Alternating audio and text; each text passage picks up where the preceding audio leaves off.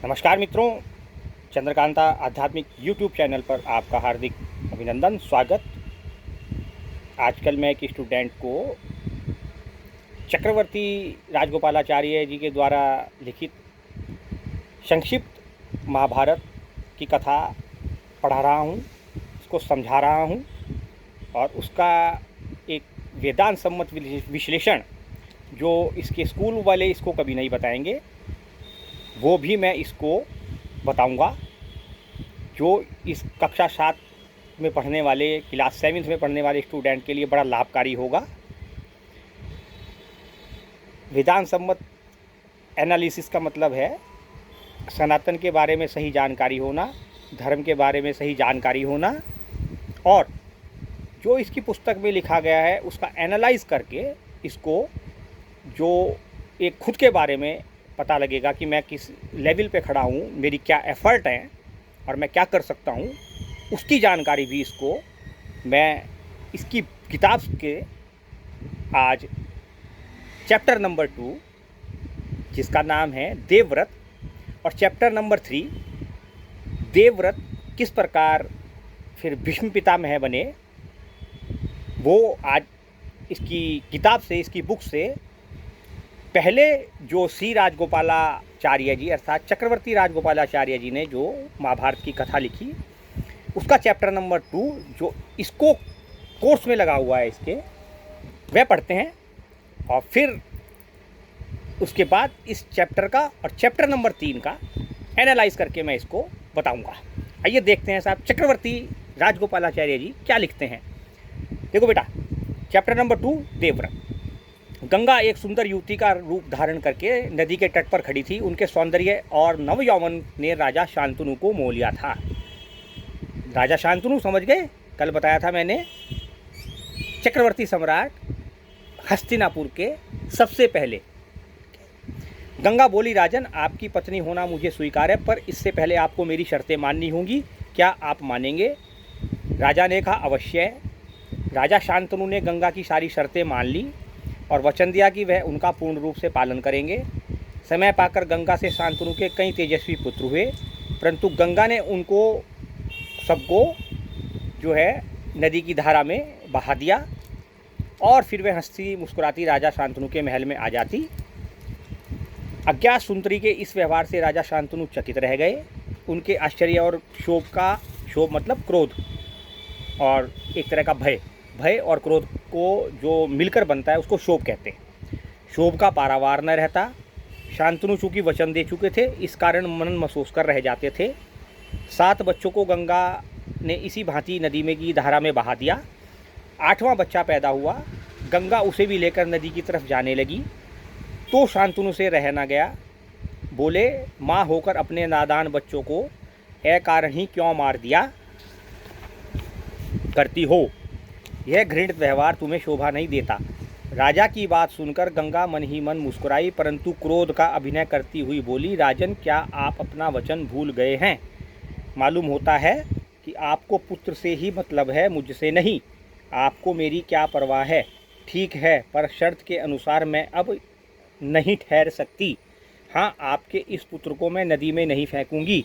इस अंतिम बालक को मैं कुछ दिन पालूंगी और फिर पुरस्कार के रूप में आपको सौंप दूंगी। यह कहकर गंगा अपने बच्चे को साथ लेकर चली गई और यही बच्चा आगे चलकर फिर भीष्म पितामह के नाम से विख्यात हुआ। गंगा के चले जाने से राजा शांतनु का मन विरक्त हो गया। उन्होंने भोग विलास से जी हटा लिया और राजकाज में मन लगाने लगे। एक दिन राजा शिकार खेलते खेलते गंगा के तट पर पुनः गए तो देखा किनारे पर खड़ा एक सुंदर और गठीला युवक गंगा की बहती हुई धारा पर बाण चला रहा था। बाणों की बौछार से गंगा की प्रचंड धारा एकदम रुकी हुई थी। यह दृश्य देखकर शांतनु दंग रह गए। इतने में ही राजा के सामने स्वयं गंगा आकर उपस्थित हो गई।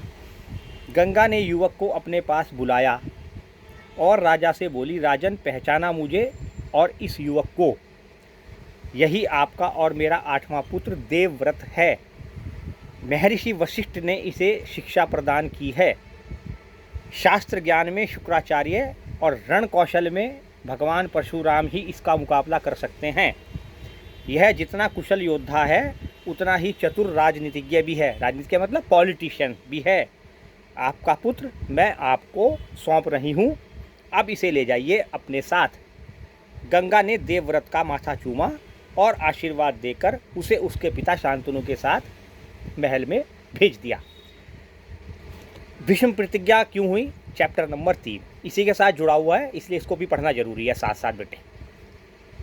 तेजस्वी पुत्र को पाकर राजा प्रफुल्लित मन से अपने नगर को लौट आए, हस्तिनापुर लौट आए, तट से लेकर हस्तिनापुर। देवव्रत राजकुमार के पद को सुशोभित करने लगे। 4 वर्ष और बीत गए।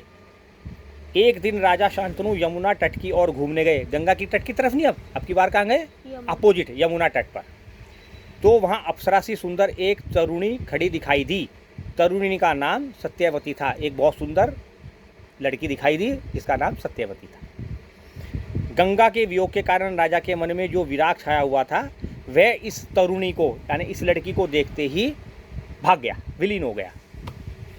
उस सुंदरी को अपनी पत्नी बनाने की इच्छा उनके मन में बलवती हो उठी और उन्होंने सत्यवती से प्रेम की याचना की। सत्यवती बोली, मेरे पिता मल्लाओं के सरदार हैं, पहले उनकी अनुमति ले लीजिए, फिर मैं आपकी पत्नी बनने को तैयार हूँ। राजा शांतनु ने जब अपनी इच्छा इन पर प्रकट की तो केवट राज ने, मल्ला जो नाव चलाते हैं, समझिए, आपको मुझे एक वचन देना होगा। किसने, सत्यवती के पिता ने, केवट ने राजा शांतनु से कहा। राजा ने कहा, जो मांगोगे दूंगा, यदि यह मेरे लिए अनुचित न हो, यानी कि अगर अनुचित नहीं होगा कुछ देना तो मैं दूंगा। केवट राज की शर्त राजा शांतनु को नागवार लगी। गंगा सूत को छोड़कर अन्य किसी को राजगद्दी पर बैठाने की कल्पना तक उनसे न हो सकी। निराश और उद्विग्न मन से वह नगर की ओर लौट आए। किसी से कुछ भी ना कह सके, पर चिंता उनके मन को कीड़े की तरह कुतर कुतर कर खाने लगी। देवव्रत ने देखा कि उसके पिता के मन में कोई न कोई व्यथा समाई हुई है। एक दिन उसने शांतनु से पूछा, पिताजी, संसार का कोई भी सुख ऐसा नहीं है जो आपको प्राप्त न हो, फिर भी इधर कुछ दिनों से आप दुखी दिखाई दे रहे हैं, आपको किस बात की चिंता है? यद्यपि शांतनु ने गोलमोल बातें बताई, फिर भी कुशाग्र बुद्धि, बहुत तेज थी देवव्रत की बुद्धि। किससे ग्रहण करी थी? गुरु वशिष्ठ से। को बात समझते देर न लगी, यानी कि भीष्म पितामह को बात समझते देर न लगी। उन्होंने राजा के सारथी से पूछताछ करके उस दिन केवट राज से यमुना नदी के किनारे को पर गए। देवव्रत वहाँ गए, कुछ बातें हुई, उनका पता लगा लिया। जो बातें केवट के बीच में और राजा शांतनु के बीच में हुई थी, उनका पता जो है शांतनु के पुत्र देवव्रत ने यमुना के तट पर जाकर लगा लिया। फिर पिताजी के मन की व्यथा को जानकर देवव्रत सीधे केवट के पास गए और उनसे कहा कि वह अपनी पुत्री सत्यवती का विवाह महाराज शांतनु से कर दे। केवट राज ने वही शर्त फिर दोहराई जो उन्होंने महाराजा शांतनु के सामने रखी थी। देवव्रत ने कहा, यदि तुम्हारी आपत्ति का कारण यही है तो मैं वचन देता हूं कि राज्य का लोभ नहीं करूंगा और सत्यवती का पुत्र ही मेरे पिता के बाद राजा बनेगा। यानी मैं अलग हट जाऊंगा, सत्यवती की जो संतान होगी वो राज सिंहासन पर बैठेगी हस्तिनापुर के। केवटराज इससे भी संतुष्ट नहीं हुए, उन्होंने और दूर की सोची। वो बोले, आर्यपुत्र, इस बात का मुझे पूरा भरोसा है कि आप अपने वचन पर अटल रहेंगे, किंतु आपकी संतान से मैं वैसी आशा कैसे रख सकता हूँ?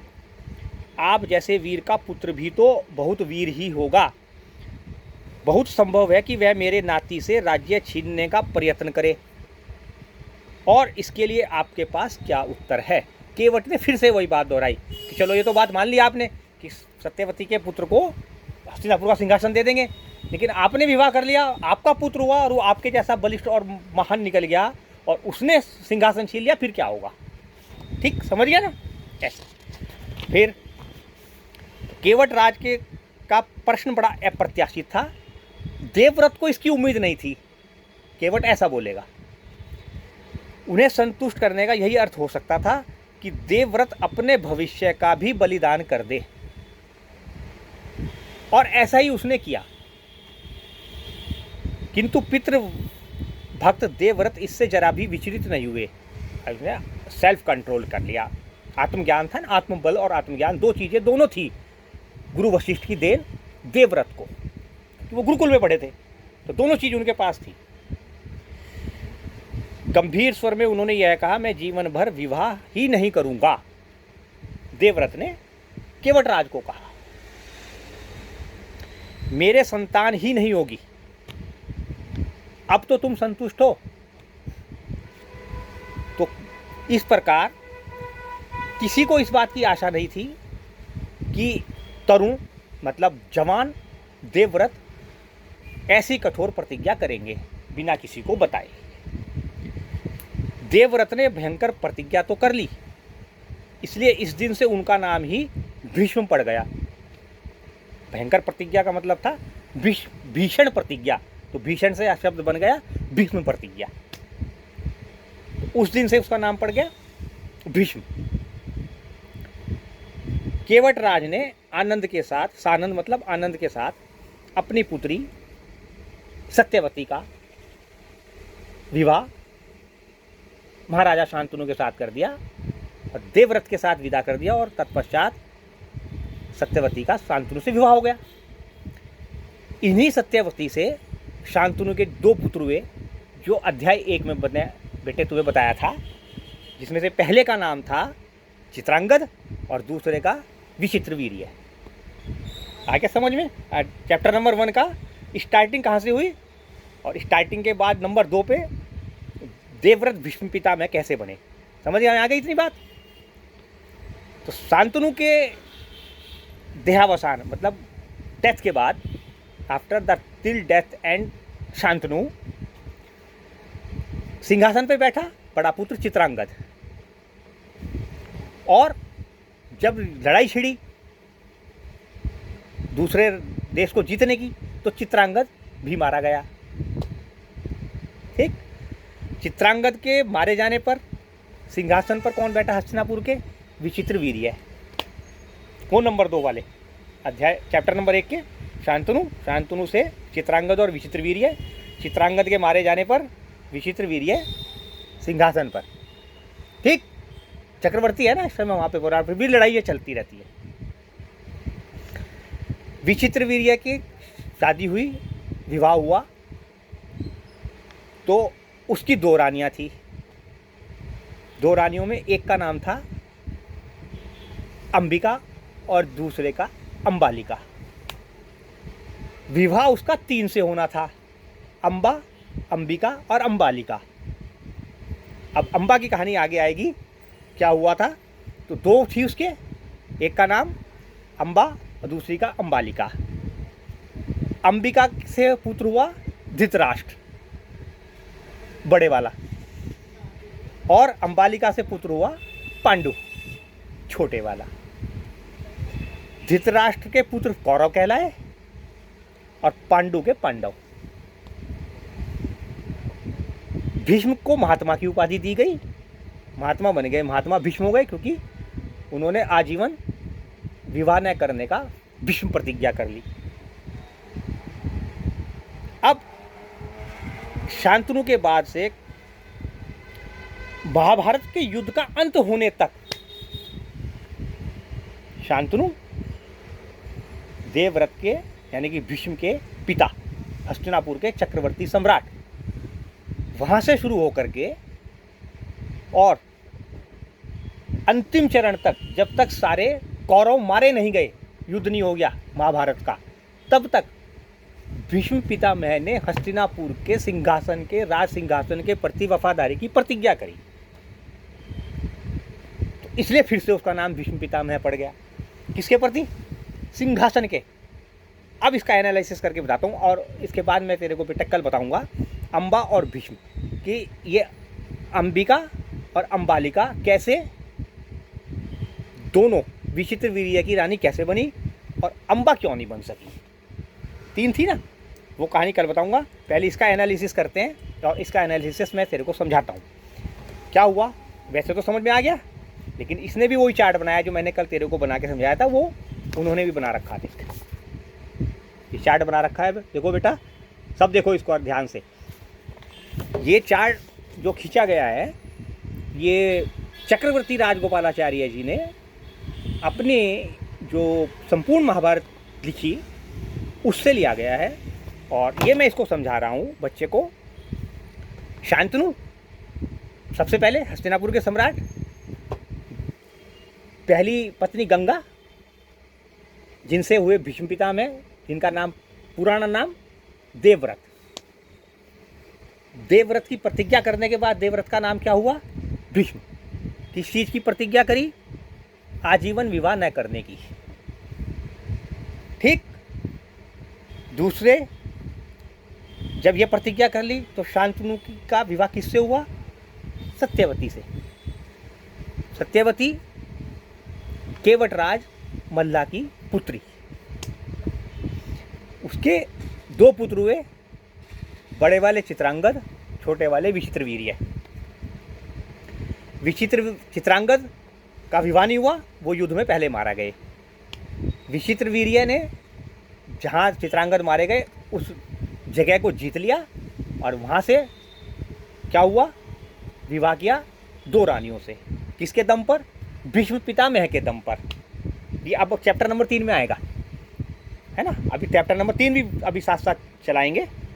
और पहले वाली जो रानी थी उसका नाम था अंबिका। अंबिका से हुआ धृतराष्ट्र, जो कि जन्म से ही अंधा था। उसके पुत्र हुए 100, जो कहलाए कौरव।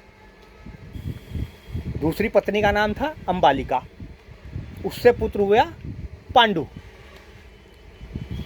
पांडु के दो रानियां थी, कुंती और माद्री, जिनसे पुत्र हुए 5, जो कहलाए पांडव। आई समझ में कथा? ऐसे ये कथा चलते चलते आगे बढ़ी। और तीसरी क्यों नहीं मिली? अंबा क्यों नहीं मिली? अंबा, अंबिका और अंबालिका तीनों बहनें हैं। तीनों बहनों से होनी थी। विचित्रवीर्य का विवाह 3 से होना था, हुआ 2 से, अंबिका और अंबालिका से। तीसरी से क्यों नहीं हुआ? तीसरी कौन थी और क्यों नहीं मिली? वो चैप्टर नंबर 3। ठीक। चैप्टर नंबर 3 क्या कह रहा? मैं नहीं बता रहा हूँ बेटे, ये जो कुछ है, जो बुक में लिखा हुआ है क्लास 7 की, जो चक्रवर्ती राजगोपालाचार्य जी ने महाभारत में लिखा है कथा में पूरी, उसका संक्षिप्त है ना, वो बता रहा हूँ फिलहाल। तो क्या हुआ? सत्यवती के पुत्र चित्रांगद बड़े ही वीर परंतु स्वेच्छाचारी थे। जो मन में आया वो करने वाले। स्वेच्छाचारी का मतलब जो मन में आया सो करा। ठीक। एक बार किसी गंधर्व के साथ युद्ध हो गया, उसमें वह गंधर्व के हाथों मारे गए। उनके कोई पुत्र न था, बड़े वाला वो तो चित्रांगद था।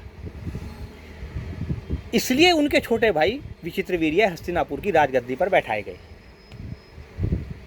ऐसे घूमने चले गए, गंधर्व की पत्नी को देख लिया होगा, सुंदरी रही होगी, गंधर्व से ही भीड़ पड़े और गंधर्व ने उनका काम तमाम कर दिया। किसका? चित्रांगद का। ठीक है। विचित्रवीर्य की आयु उस समय बहुत छोटी थी, जैसे तेरी, ऐसा मान ले। इस कारण उनके बड़े होने तक, बालिग होने तक, 18 साल का होने तक, वो राजकाज भीष्म पितामह को संभालना पड़ा। तो जो बीच का जो गैप आ गया ना, तो उस समय वो राजकाज हस्तिनापुर का किसके अंडर में रहा? भीष्म पितामह की। ठीक। फिर विचित्रवीर्य विवाह के योग्य हो गए। जब 18 के हो गए तो भीष्म को उनके विवाह की चिंता हुई। उन्हें खबर लगी कि काशी राज की कन्याओं का स्वयंवर होने वाला है। यह जानकर भीष्म बड़े खुश हुए और स्वयंवर में सम्मिलित होने के लिए काशी चले गए। देश विदेश के अनेक राजकुमार उस स्वयंवर में भाग लेने आए हुए थे। राजपुत्रियों को पाने के लिए आपस में बड़ी स्पर्धा थी। स्वयंवर हुआ करते ना, कड़ी स्पर्धा। क्षत्रियों में भीष्म की प्रतिज्ञा की प्रतिष्ठा अद्वितीय थी। चक्रवर्ती सम्राट थे ना हस्तिनापुर के, शांतनु, तो उनके पुत्र थे। तो जो भीष्म प्रतिज्ञा करी वो पूरे विश्व को पता थी कि भीष्म ने क्या प्रतिज्ञा कर रखी, आजीवन विवाह ना करने। उनके महान त्याग और भीषण प्रतिज्ञा का हाल सब जानते थे। ठीक है ना, ये मैंने बता दिया। इसलिए जब वह स्वयंवर मंडप में प्रविष्ट हुए तो राजकुमारों ने सोचा कि वह सिर्फ स्वयंवर देखने के लिए आए हैं, परंतु जब स्वयंवर में सम्मिलित होने वालों में भीष्म ने अपना भी नाम दिया तो अन्य कुमारों को निराश होना पड़ा। क्यों? क्योंकि उनको पता था कि भीष्म पितामह को इच्छा मृत्यु का वरदान मिला हुआ है, इन्हें कोई नहीं मार सकता। भीष्म जब चाहेंगे तब मरेंगे, वरना कोई भी इस समय इस पूरे विश्व के अंदर भीष्म पितामह को कोई नहीं मार सकता, स्वयं भगवान परशुराम भी नहीं। ये सब राजाओं को पता था। इसमें लिखा हुआ है, अभी आ गया है। सभा में खलबली मच गई। चारों ओर से भीष्म पर फप्तियाँ खसी जाने लगी। फप्तियाँ मतलब लोग हंसने लगे, है ना। जैसे सीता जी के स्वयंवर में जब रावण पहुंचा तो जब रावण से धनुष नहीं उठा तो सब फप्तियाँ कसने लगे रावण पे, जबकि वो उस समय चक्रवर्ती सम्राट था, है ना। ऐसा अभी रामायण तो नहीं पढ़ी ना पूरी, नहीं पढ़ी, आप किसी दिन वो बताऊंगा। फिर भरतवंशी विद्वान थे, भारत नाम इसीलिए पढ़ा ना, भरतवंशी विद्वान थे। भीष्म बड़े बुद्धिमान और निपुण थे। स्वयंवर का उन्हें क्या मतलब?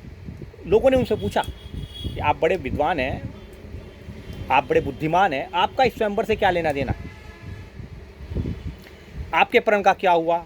आपने तो जीवन भर ब्रह्मचारी रहने की प्रतिज्ञा करी थी, क्या वह झूठी थी?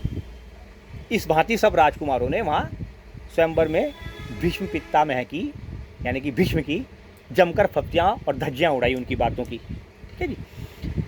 यहाँ तक कि काशी राज की कन्याओं ने भी भीष्म की तरफ से दृष्टि फेर ली और उनकी अवहेलना करके आगे चली गई। पहले कन्याओं को अधिकार हुआ करता था ना वरमाला पहनाने का, अपना वर चुनने का, अपना दूल्हा चुनने का, आज भी है, ठीक है। भीष्म इस अवहेलना को सह ना सके। तो आगे बढ़ी ना मुंह फेर करके, देखा नहीं, नमस्कार करना चाहिए था कायदे से। उन्होंने सभी राजकुमारों को युद्ध के लिए ललकारा और हरा दिया वहीं मंडप में, और तीनों को बलपूर्वक अपने साथ लेके चल गए। अंबा को भी, अंबिका को भी, अंबालिका को भी, सबको हरा दिया A to Z। फिर सौभ देश का राजा शाल्व बड़ा वीर था, है ना। काशी राज की सबसे बड़ी कन्या अंबा से उन दोनों का एक तरह से आज की भाषा में कहे तो चक्कर चल रहा था, ठीक है। शाल्व ने भीष्म के रथ को रोक लिया और युद्ध के लिए ललकारा। घोर युद्ध छिड़ा। भीष्म का और शाल्व के बीच जबरदस्त लड़ाई हुई। भीष्म ने शाल्व को हरा दिया, किंतु काशी राज की कन्याओं के निवेदन पर जिंदा छोड़ दिया। तीनों के कहने से उसको, सौभ देश के राजा को जिंदा छोड़ दिया। भीष्म काशी राज की कन्याओं को लेकर हस्तिनापुर आ गए। विचित्र वीर्य के विवाह की सारी तैयारियां हो रही थी। कन्याओं को विवाह मंडप में ले जाने का समय आ गया तो काशी राज की बड़ी बेटी अंबा एकांत में भीष्म से बोली, हे गांगे, हे पितामह, मैं शाल्व नरेश को अपना पति मान चुकी हूँ। इसी बीच मुझे आप बलपूर्वक यहाँ उठा लाए। अब मेरे मन की बात जानने के बाद आप मेरे से बारे में जो उचित समझे वो करें। किसने कहा? अंबा ने। भीष्म को अंबा की बात जची। उन्होंने अंबा को उसकी इच्छानुसार उचित प्रबंध के साथ शाल्व नरेश के पास वापस भेजा। अंबा ने दोनों, ठीक है ना, और अंबा की दोनों बहनों अंबिका और बालिका ने विचित्र वीर्य के साथ विवाह करना स्वीकार कर लिया। ठीक। अंबा अपने मनोनीत वर, जो उसने अपने मन से जिसको अपना पति चुना था, सौभ देश का राजकुमार शाल्व राजा के पास गई। वहाँ सारा वृत्तांत कहा, उसको सब कुछ बातें बताई। उसने कहा, राजन, मैं आपको अपना पति मान चुकी हूँ और जो है मेरे अनुरोध पर ही भीष्म ने मुझे आपके पास भेज दिया है आप मुझे अपनी पत्नी स्वीकार करें और मुझसे विवाह करें। पर शाल्व नहीं माना। ऐसे आजकल भी चलता है ना, ऐसे पहले भी था। उसने अम्बा से कहा, सारे राजकुमारों के सामने भीष्म ने मुझे युद्ध में पराजित करके तुम्हारा बलपूर्वक हरण कर लिया, और मैं इतने बड़े अपमान के बाद भी तुम्हें अपनी पत्नी स्वीकार कर लूँ तो मेरे जैसा महामूर्ख और दुनिया मुझ पर क्या करेगी, क्या करेगी, थूकेगी मुझ पर। आज की भाषा में बता रहा हूँ, इसमें नहीं लिखा हुआ है भाई। तू उठा कर ले गया कोई तुझे, और फिर उसने अपने कहने पर अपने मन मुताबिक तुझे वापस छोड़ दिया, और वापस छोड़ने के बाद तू फिर मेरे पास आई। शाल्व ने कहा अम्बा से, और अब मैं फिर से तेरे से विवाह कर लूँ, दुनिया मुझे क्या कहेगी। ठीक। और बेचारी अम्बा फिर वापस गई हस्तिनापुर। भीष्म को सारा हाल कहा। उन्होंने विचित्रवीर्य से कहा, वत्स, राजा शाल्व अम्बा को स्वीकार नहीं करता। इससे विदित होता है कि उसकी इच्छा अम्बा को पत्नी बनाने की थी ही नहीं। वो सारी बात उलटी हो गई, मतलब गलत ही चल पड़ा सारा मामला, सब कुछ उल्टा हो गया ना।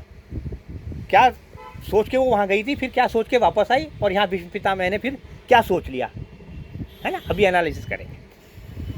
अब उसके साथ तुम्हारा ब्याह करने में कोई आपत्ति नहीं है, पर अब विचित्रवीर्य ने भी अम्बा के साथ विवाह करने से साफ इनकार कर दिया।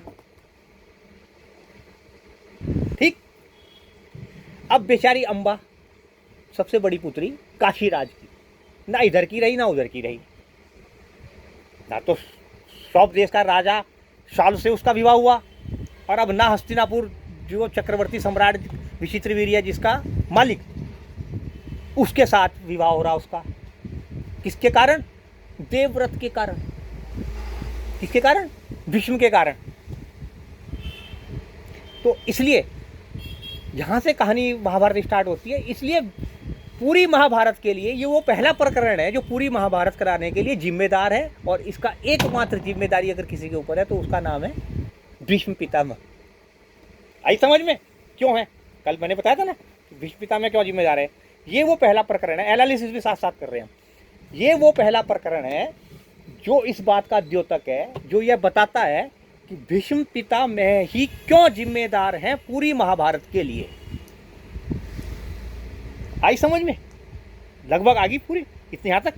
आप थोड़ी सी रह गई है, फिर आगे विदुर आएंगे ना, इसको पूरा करते हैं आज लेसन को। अब वो इधर की रही ना उधर की, तो उसने उनसे कहा भीष्म से, हे गांगे, गांगे उनका प्यार भरा नाम, गंगा के पुत्र थे ना वो, तो गांगे भी उनका दूसरा नाम था। अब मेरा कोई सहारा नहीं रहा, अब आप मुझे अपहरण करके लाए थे, या तो आप मुझसे विवाह करो। किससे कहा? भीष्म पितामह से, देवव्रत से कहा, जिसने भीष्म प्रतिज्ञा कर रखी, और नहीं तो इससे मेरा विवाह जबरदस्ती कराओ विचित्रवीर्य से। अब दो में से एक काम करो आप। ठीक। भीष्म ने उसकी बात ध्यान से सुनी और उसको अपनी प्रतिज्ञा याद दिलाकर बोले, भाई मैं अपनी प्रतिज्ञा तो तोड़ नहीं सकता, है ना। उन्होंने अम्बा की परिस्थिति को समझकर विचित्रवीर्य से फिर दोबारा से आग्रह किया, लेकिन अब की बार विचित्रवीर्य ने अपने पितामह की बात नहीं मानी। ठीक। भीष्म ने अम्बा को फिर से कहा कि फिर तुम मेरी बात मानकर और फिर से जाकर के सौंप देश के राजा शाल्व से निवेदन करो कि वो मुझसे तुमसे विवाह कर ले। एक बार फिर से प्रार्थना करना हाथ जोड़कर। लाचार अम्बा फिर शाल्व के पास गई और उसकी बहुत मिन्नतें की, चरण पकड़कर ये वो करके, जैसे करते हैं भाई, है ना, जब झगड़ा हो जाता है। लेकिन दूसरे की जीती हुई कन्या को स्वीकार करने से सौवराज ने साफ इनकार कर दिया, साफ मना कर दिया शाल्व ने अब की बार। अब इस प्रकार ये क्रम 6 साल तक लगातार चलता रहा। हस्तिनापुर और सौंप देश के बीच ठोकरें खा खाकर अम्बा बहुत विचलित हो गई, और इस सारे खेल का, ये जो गड़बड़ी हुई, इस सारे खेल का एकमात्र जिम्मेदार उसने भीष्म को ही समझा, और समझना भी चाहिए था। अब अम्बा को भीष्म पर बहुत क्रोध आया और प्रतिहिंसा की आग में उसका मन जलने लगा। भीष्म से बदला लेने की इच्छा से वह कई राजाओं के पास गई और उन्हें अपना दुखड़ा सुनाया, लेकिन भीष्म से युद्ध करने की हिम्मत कोई राजा न जुटा सका। सबको अपने वध का डर होने के कारण किसी ने उसकी बात नहीं मानी।